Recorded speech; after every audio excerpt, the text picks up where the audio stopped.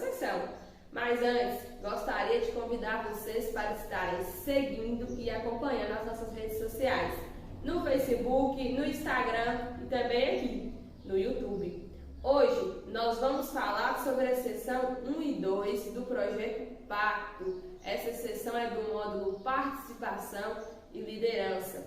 Vocês vão aprender muito com ela tem bastante informação para vocês. Ela fala sobre a transição para uma vida adulta saudável e produtiva para crianças, jovens e adolescentes, a entrada nos estudos universitários, a tomada de decisões sólidas em saúde reprodutiva e planejar para o futuro, papéis dos pais e líderes comunitários. Tenho certeza que vocês vão gostar. A seguir, vocês também vão ver um vídeo muito interessante, que é do canal Gcriva OSC, que fala sobre uma aula do módulo 2, que fala sobre adolescência. Tenho certeza que vocês vão gostar. Assistam o nosso vídeo até o final, preencham a nossa lista de presença, façam a atividade e eu vou estar aqui, aguardando a resposta de vocês. Olá, família incrível! Bem-vindos à terceira e última aula voltada para a adolescência.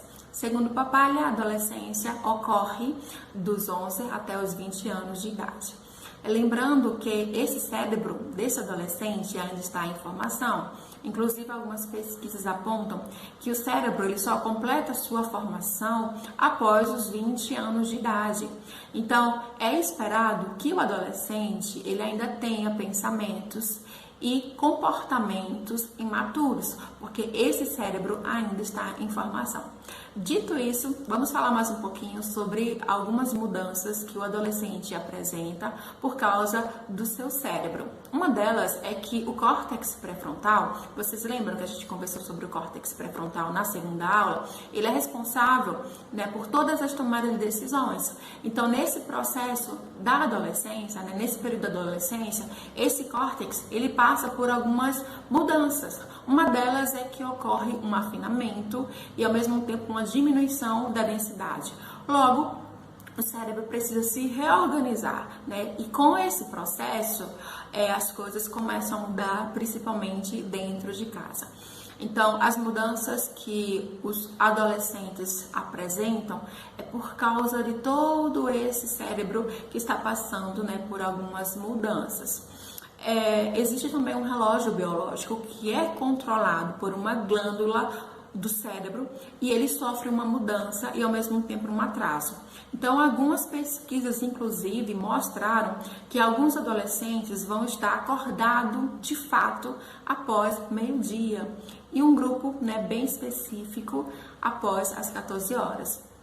Então, muitas vezes, esse sono excessivo, ele não está relacionado com a preguiça ou ele não está relacionado com o horário que o adolescente foi dormir.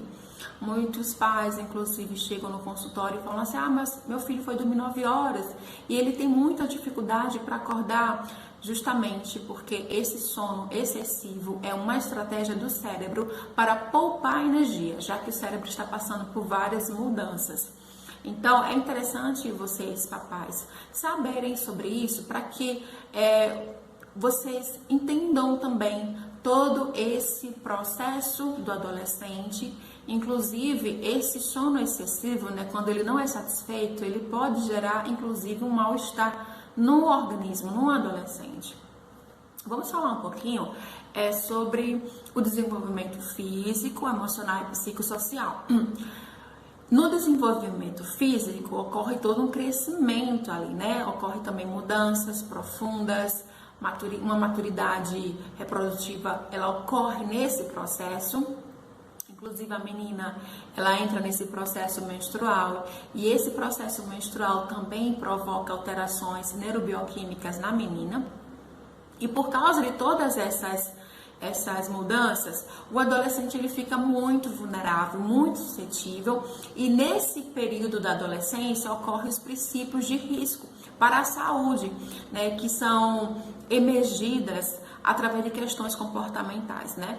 Uma das coisas que é comum também é o transtorno alimentar e o abuso de drogas e álcool. Ou seja, como o adolescente está passando por essas mudanças, ele também fica muito suscetível, ele fica também muito vulnerável. Por isso que os pais precisam ser pacientes, precisam ser compreensíveis e conversar diariamente com os seus adolescentes para que eles tragam para os seus pais suas queixas, suas angústias. O pensamento, né, falando um pouquinho sobre o desenvolvimento emocional, o pensamento do adolescente ainda é imaturo, né? E por causa desse pensamento imaturo, ocorre, né, persiste algumas atitudes e comportamentos imaturos também. No desenvolvimento psicossocial, o adolescente ele está numa busca incessante por uma identidade, né?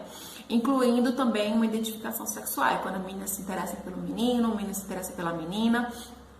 E esse processo torna-se central para o adolescente, né? Os relacionamentos com os pais, ele geralmente é bom, mas pode conflitar também, né? Porque os pais, muitas vezes, eles não entendem esses comportamentos, não entendem alguns processos, então o adolescente ele acaba conflitando com os seus pais.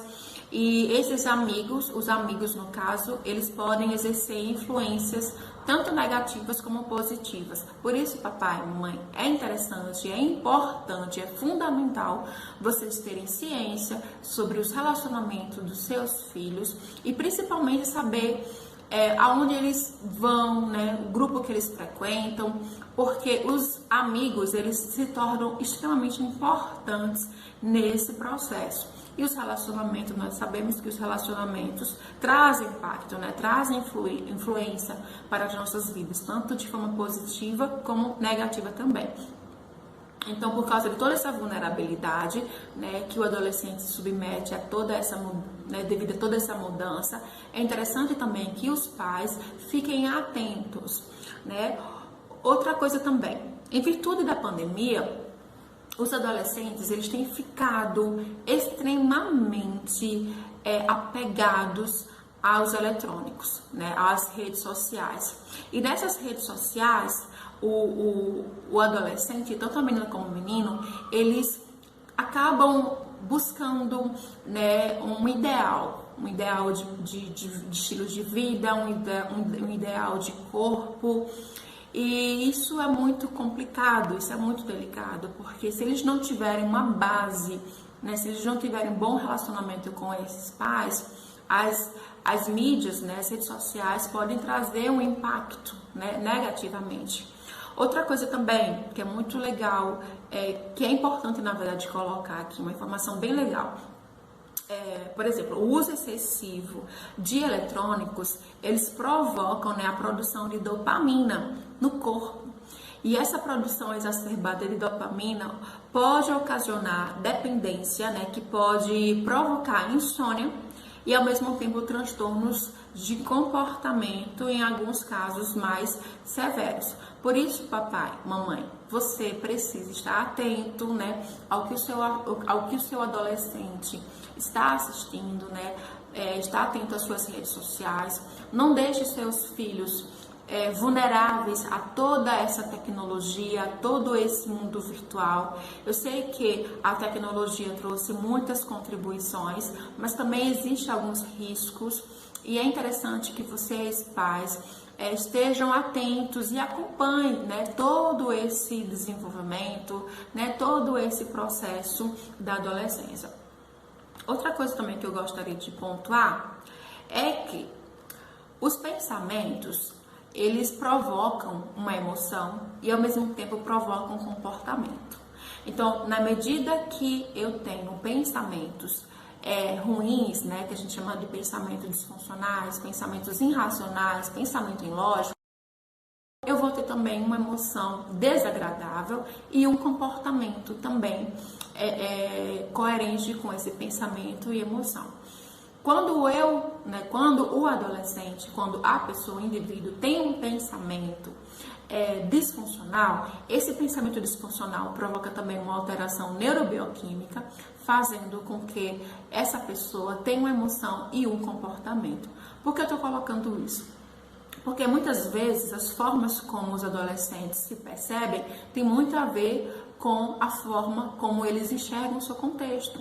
Então, um adolescente que não é acompanhado por essa mãe, por esse pai, ele aprende, ele faz algumas leituras que não são lógicas, né? Que trazem um certo comprometimento.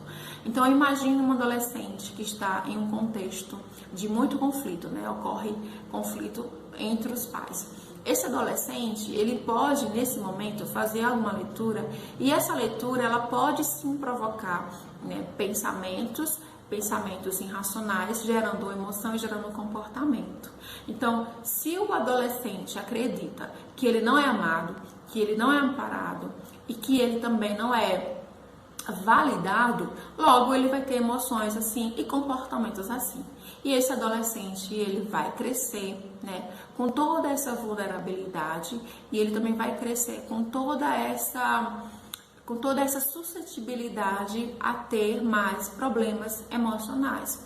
Por isso que é fundamental que a família esteja atenta e que dê todo esse suporte. Eu sei que os adolescentes, eles trazem de fato algumas demandas, e inclusive essas demandas, muitas vezes os pais não sabem exatamente como intervir, mas não deixe seus filhos desassistidos.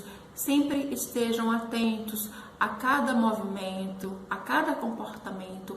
Se você percebe que o seu filho apresentou um comportamento que é diferente do que é normal, né, do que é padrão dele, tenta sondar, verificar e investigar de onde ele está tendo esses comportamentos, ok? Lembrando que os relacionamentos, eles trazem contribuição diretamente e indiretamente no desenvolvimento do seu adolescente. Independente se esse relacionamento é virtual ou presencial, o impacto será o mesmo. Por isso, papai e mamãe, estejam atentos a todos os comportamentos dos seus filhos. Se você perceber que ele está ali apresentando um comportamento que não é comum, né, que é diferente, tenta sondar de onde ele está trazendo, de onde ele está aprendendo, na verdade, a se comportar daquela forma. E é isso, pessoal. Finalizamos a nossa terceira e última aula voltada para a adolescência.